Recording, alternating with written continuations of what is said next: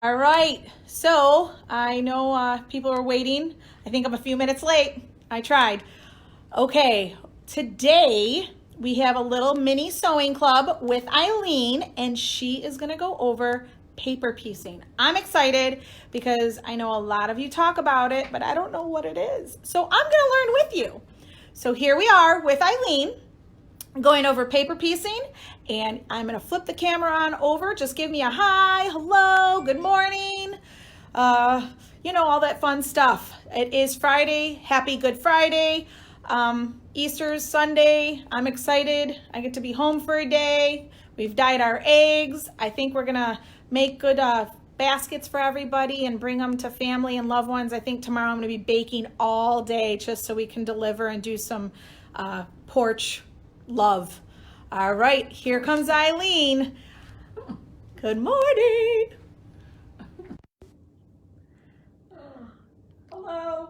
I like the concept of porch love. I think that's great. Okay, this is what we're going to learn to make today. It's a cute pattern. It's just a 12-inch square, but it's a great way to learn about paper piecing. And if you really like making these squares, you can put them together. I'm going to back up. Into a table runner. So that's the same pattern you just did three squares, huh? Only, yes. Ooh. And I made 3 of them and put it together into a table runner. Now, that comes from a book called Little Gems. And when you go to the pattern, it shows you the square. It gives you very clear directions. And as you flip the pages, you will see that there is the table runner pattern there. And here are the paper piecing patterns that you need. So what I did was I took those paper piecing patterns and put them together so that when I copy them, I can copy 4 at a time. So I have 4 on one sheet. This is for the outside square. That is for making these outside squares. And you need to make 12 of those. And then you make 4 here for the center square, and that pattern looks like this.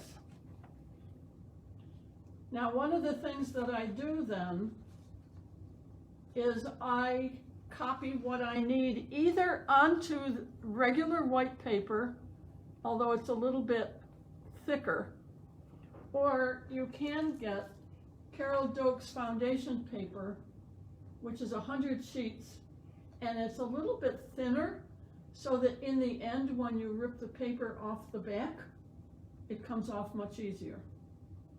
But you can use either one. So, the very first thing you want to do is cut up the squares, or cut out the squares that are on your sheet of 4 so that you end up with 4 separate patterns. The second thing you want to do is take the time to fold them on every single line. So you will notice that this is, whoops, upside down. You will notice that it's numbered. This is number 1. Here I think is number 2, and number 3, number 4, number 5, number 6, and number 7. Okay, now I take the time to tell you that because that is the order in which we are going to sew the fabric. All right, so when I fold them, I literally fold them right on the lines. So I fold here and I crease it really good. And I come over here and I crease that really good. And I just keep turning and I fold every single line. And when I get all of these done, then I fold it on this line so that I'm folding it, and the whole thing is very flexible, which makes it nice when you actually put the fabric on it. Okay? So Step number 2 is to set your machine to 1.0 stitches. That means that your stitch length goes to 1.0. Now, I don't know, Alyssa, if you want to come over and look at the machine, but I will show you. This is a 475, and here, this is your stitch length, right here, 250. That means right now the default is 2.5 stitches. I want to set that to 1. So I can either move this dial down, like so, or I can take these and I can make it go plus or minus. Now, I'm going to go plus. Now it's set for 1.0, and there's a yellow line around it on the Bernina so that you know that you've changed that stitch, and it's also 1.0 here. Okay? So now we've got our stitch length is all set. It's just a straight stitch. When you start, the other thing that you need for each one of these squares is your fabric. And I just take 3 different colors. So here I've got a navy blue, and I've got a green, and I got a red. And it doesn't matter to me whether they go together because they're going to look cute when they're put together. I also want 4 pieces of white. Now, when you say what size, you'll notice mine are cut a little bit bigger because I don't want smaller. Am I making sense? Good. So then what I do is I take the time and I go through and I'll put 3 colors together with 4 whites, and I pin them so that they're all ready to mass produce my squares. Okay?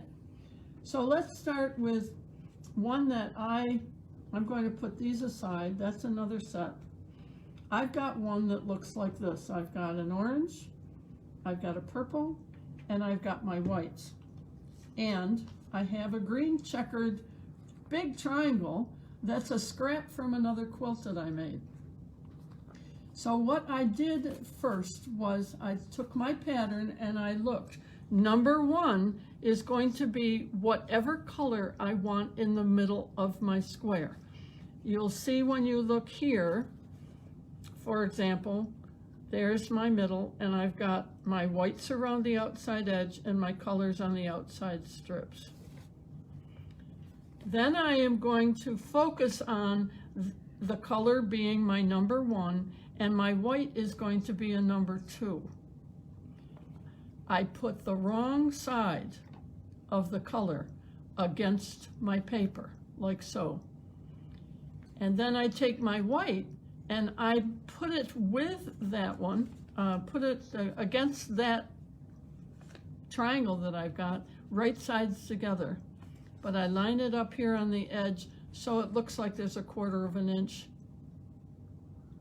that's extra. All right? Can you see that? And then I take it to my machine, and I'm going to review that. Let's go back. My color is my green checkered. I took it so that the right side is out and the wrong side is against the paper. I put my white, which is the right side, against the right side of the green, and laid it all against the paper.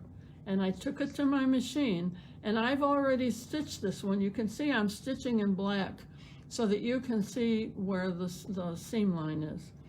I stitch right on the line, and you will also notice that I stitched a little bit beyond on both sides.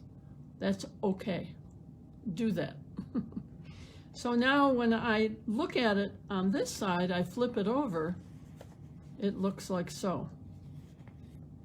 Okay? So now I lay it down usually, and I love these little black mats because they're just the right size. I take my fingernail and I crease it really good. You can take it, if you want to get up and down, you can take it to the iron, but I find that this works just as well with paper piecing for me. Now I want you to look here. Let me turn it this way. This is my number 3. I am going to take and fold this back where I've creased it. And I've got this extra, which I don't need. So I'm going to take something that they call an add a quarter plus ruler. Now this one is a short ruler. You can also order them longer. And we have them at the store, which is great. So I take my add a quarter plus ruler, which looks like this. And I don't know if you can see the writing, but there it is. And I'm going to take this and put it right here against the paper. Now, do you see how that makes a 1/4 of an inch? Alyssa and I are trying to juggle this so that you can see. I also use a little cutter. I can use the bigger cutter, but I like my little one. And I'm going to cut this off like so. That's scrap. Now, guess what I'm going to do? I am now going to take another one of my whites. I'm going to slide it under here so that it goes with that green checkered fabric, right sides together. I am going to flip this up, take it to my machine, and I actually have a machine here, so I'm going to sew it. And I'm going to start a little bit on the other side of my line. Can you, I don't know if you I'm can see trying. it. Sorry, guys. That's all right, you'll see it when it comes out the side. And it's stitching just 1.0 stitch length. A little bit to the outside, and I'm gonna hit my cutter. And then, whoops, I forgot, it doesn't go up automatically. When I do this, you see what happens? I've got this all ready for me to finger press here. So there's 2 sides. Now, I flip it back over. Guess what? I'm going to go to number 4. Here's number 4. I'm going to fold that back.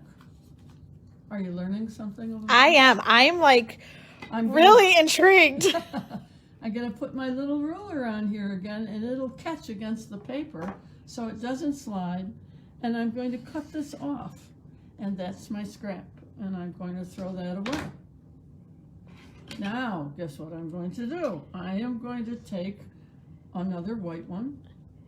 I'm going to slip it under here. Okay, I'm going to ask you again. When you put the white one under, that's wrong side up? No, these are right, this is right Side up. against right side. Okay. The only time you have to worry about the wrong side is when you start. Okay. When you start with your color piece, your centerpiece against the wrong side against the paper. Okay. Okay, so one of the other things I want to show you is that I also want to make sure my piece is going to cover this triangle. So when I put this on, I always kind of double check to see where my piece underneath is, so that when I flip it out, I'm sure that will be covered. That's why I make my pieces a little bit bigger, so that I have extra. Then I'm coming over here and I'm going to stitch number 4. So it's a building block, just using the paper. The beautiful part of it is that your lines are straight. I needed that a long time ago. Now I'm going to bring it out here. I'm going to flip this over and look at that. Can you begin to see the triangle coming? Oh, that's amazing. Isn't that cool? That's really cool. Now I'm going to flip it over, and here is there's number 5, so you can see it. I'm going to flip that over. Now, you'll notice that where I've stitched a little bit longer here, that is going to secure these points, but it also means that it's going to tear a little bit, and I'll show you. When I pull this to fold it on the line that I folded, you see? Can you see my stitches? That's okay, all right? Doesn't matter. Now I'm going to cut another 1/4 of an inch because I want this all ready to attach the last white piece. And I cut it off. That's my scrap, and I throw it away. Now, my last white piece, I've got the trick with the white pieces is to make sure you've got the right side, because sometimes, now when I flip that up, you see that's my triangle. So I want to make sure that I line it up so that on the other side, after I sew it, it's going to cover that triangle.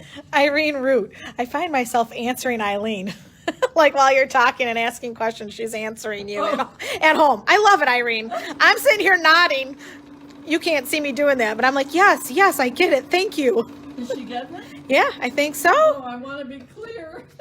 What's really nice too is in that book, there's all different kinds of patterns for paper piecing. This is It's just a one, wonderful right? little book, yeah. And in the summer, I was hoping to do a different class each Yeah. month. So in the new sewing times, if we ever get to have one in the next couple of months, See when how I put it cool together, that is? that's really cool. Now, I'm going to flip it over, and my next number Oh, boy. is number 6. That's this straight line. I'm going to fold this straight line, pull that up. You'll see some stitches again. You see the importance of creasing that line ahead of time is that it really helps you. So now I'm going to take, I've got this pretty orange scrap from something I made. I'm going to put this on here. Oh no. Ah. See what happens? Irene Root. Sometimes Irene you Root would forget. like a class on this. Okay, so here's my ruler. I've got to cut this. That's the routine. There's my scraps. Throw them away. Now I'm going to bring this up here. I'm going to lay this on here, and I've got a nice long scrap, so it doesn't matter whether I center it or not. I'm going to bring it over here. I'm going to sew that. Again, I'm using 1.0 stitch length.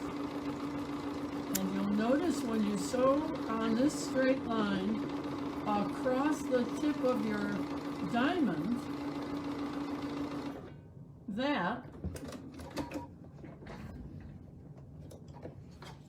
this is what it looks like. When I flip it over, look at how nice that point is. And then I can crease it with my fingernail. Now, I am going to flip it. I'm going to pull up number 7. We're going to trim it. Aha, I did not forget this time. If you forget, things don't look quite right. And you say, what didn't I do? Oh, I forgot to trim it. Ladies, I want to tell you that no matter what paper piecing you do, no matter what pattern, it's the same routine. You always want to flip it. You sew, you flip it, you trim. Ooh, I like that you're And using a then you sew. batik. You can't mess up which way the fabric goes if you use that. I know, isn't that great? That will be my first time. I'll do it that way. I'll use batiks so I know I don't make a mistake. I'm coming back over here. I'm going to stitch on this line. And we're actually almost done. This is a lot of fun. Janet Wright is asking, how do you know what color to sew? What do you mean? What color? Or do you mean number? Oh, it's by numbers. It's by numbers. I just pick out any colors I want. For example, you can show her again. I've got these 3 that I'm going to put into another one of these little squares with 4 white pieces. And I just pick out whatever color I want. I can be as creative as I want. If you look at my block here, this is a block here. Here's a block. These are block. It does not matter what color you use. But if you're going to put a square together, a block together like this, you want to think about some colors that are going to mesh well together. Mm-hmm. Okay, so now to finish our block, does that answer your question? She hasn't said anything yet, Okay. so we'll. Okay, so now I'm going to flip this over and I am going to crease this. At this point, when I make these at home, I take it and I press it with an iron. Okay? At this you can- point, at this At point you this do. point, Okay. I often press it with an iron, so I'm sure it's going to lay flat. Now what I'm going to do is I'm going to cut my square. Now you can use this little ruler if you want to, because just use the other side of it. I have a question. Yes. When you're using small pieces and sewing on angles, does the grain of the material matter? Nope. No. For me, on this little square, it does not matter. If you were doing a great big block, you might think about that a little bit. But if you notice, this green square that I've got here in the middle was originally a triangle cut on the bias. Oh. That was left over from a quilt that I did. And I'm just using up the scrap, so for me it didn't really matter. So, now because you've got the lines here, and at this point, I would say if you have any of that spray at home, the Olfa spray that you can spray on your rulers. Grippy? Yeah, so it doesn't slide. Mm. That would be good. I need to do that on this ruler. I think Okay, it's so called then Grippy. I'm going to cut this side. Keep asking questions. The more you guys ask, the more I'm learning too. I'm trying to think of everything, but I'm sure there's something I've left out. And then I'm going to cut on this side. I like that little mat, the little rotary. I think this Isn't is this fun. Well, and then you can also, you know, like I do this sometimes. I arrange my little piles of fabric sometimes when I'm watching TV, or I cut squares when I'm watching TV. Now, Oh my goodness. look at it. Look at it, it's perfect. That's it. Okay, that's it, but we're not done. Oh. One of the things I want to show you now is, do you see that you have a 1/4 of an inch here? Can you see that? That's a 1/4 of an inch. This is a 1/4 of an inch. Mm-hmm. So that when you sew them together, you are not going to lose those points. And when you look at the back, you will see there are sewing lines. You see the dotted lines? Mm-hmm. Okay. And believe it or not, there's a dotted line here, but when I copied it, You can see it lightly. It disappeared.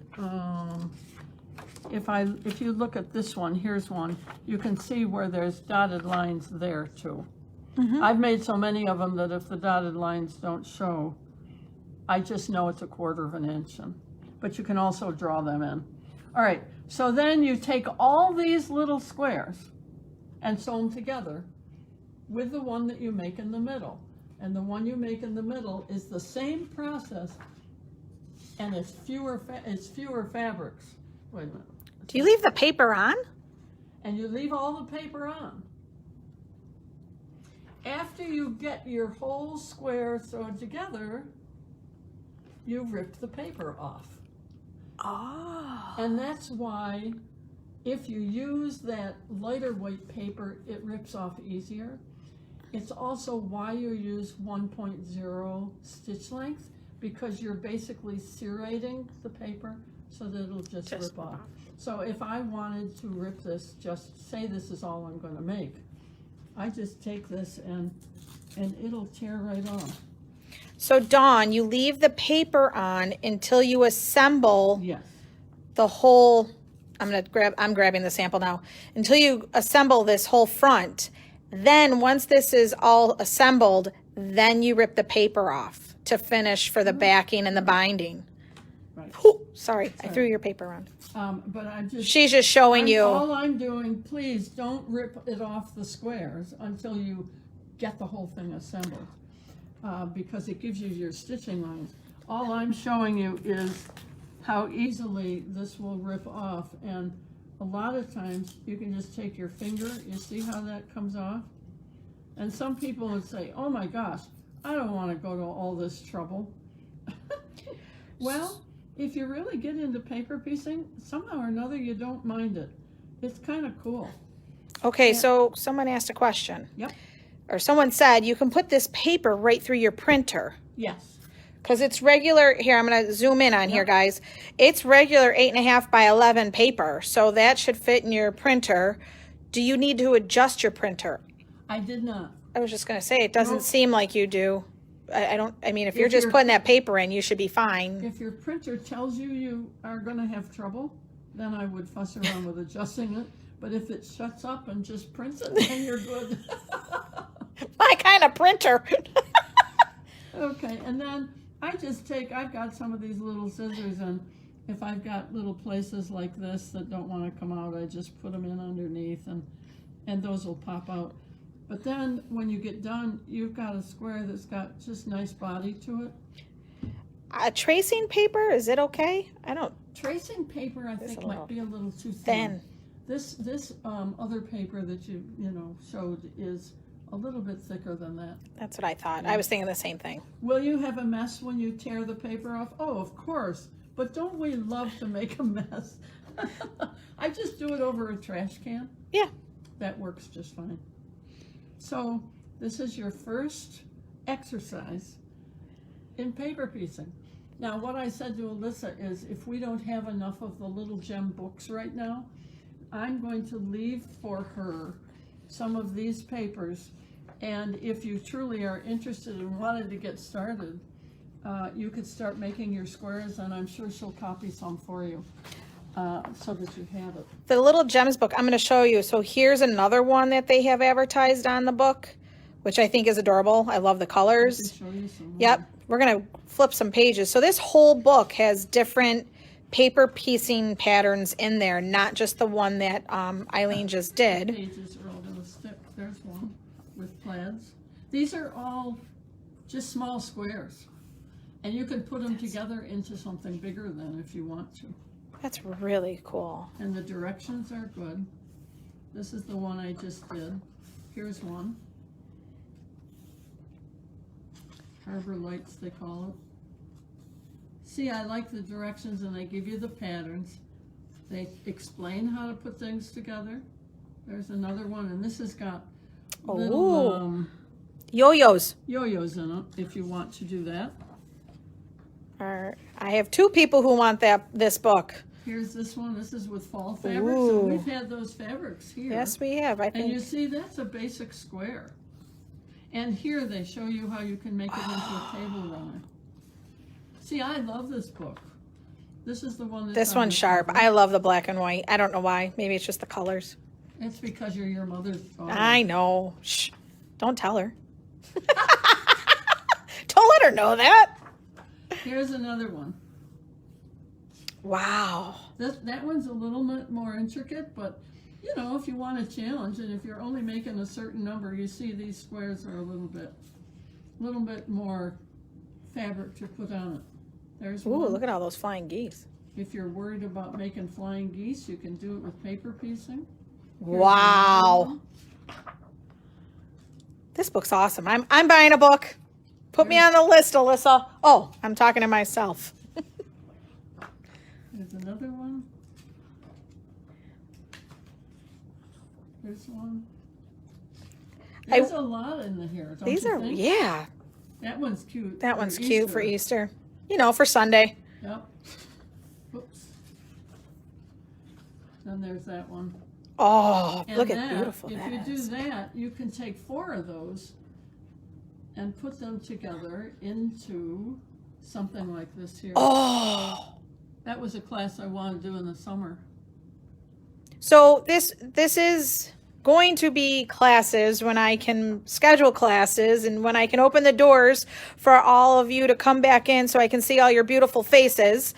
So we are going to do classes on this because I've had a lot of requests on paper piecing. Learn So how to- this is not English paper piecing. nope. This is just simple paper piecing. Because English paper piecing, if I understand correctly, is I hand think it's sewing. more by hand. Yeah. Yes, I think I learned that last year. It's Some more of by our hand. ladies have taken English paper piecing, and I don't know that yet. I should probably look into it if we really get turned on to paper piecing. But So yes, so if you, So, I will go questions? through and I will talk about I will go through all the comments, and whoever wants a book, I will place your orders. and think about these things. So- You've got your little mat. The little mat. If you can get this ruler, the add-on ruler, and we do have a longer one. If you can get one of these little ones, these are pretty cool, and we also have blades for those. Yep. Yep. The paper. The paper is good if you can get the paper, and this book is wonderful. Eileen, thank you so much. Not only did I learn, I think we have a lot of people that are turned on to paper piecing. Oh, I hope so, because it's so fun. It is. It looks amazing. Now, my question, did you only use black thread just for visual? I use it for visual, but I'm also going to tell you that if you have a lot of bobbins with a lot of different colors of thread, paper piecing is a great way to empty those bobbins. Why? Put them on the top of the machine and take the thread off of them as if you're using it off a spool. And you'll empty your bobbins and have some nice new ones then to fill with, thread for your other projects. Oh, what a great The idea. other thing I like about paper piecing is that when I shop hop, I go to stores and I pet fabric. And I pick out, a quarter of a yard, a half a yard, and because, there's a lot of stores you can shop hop at. When I get done, I've got all those fabrics that I can use for paper piecing if I want. It's like fabric play, if you like to touch fabric, then this is like taking your fabrics and figuring out little pieces that you could put together in a square like we just made.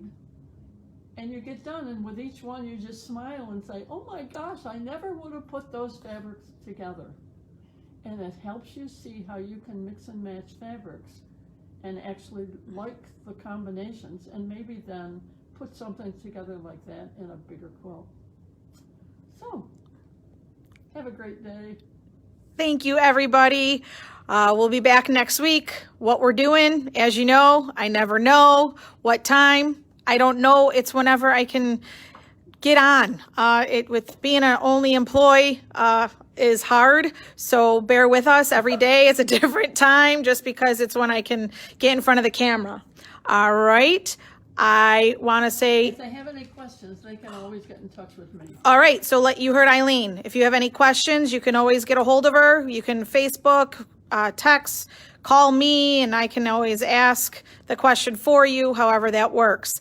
Happy Easter. Everyone, please stay healthy and safe. And our virtual huge hug from me to all of you out there. Happy Easter, guys. Happy Good Friday. Have a good one. Bye.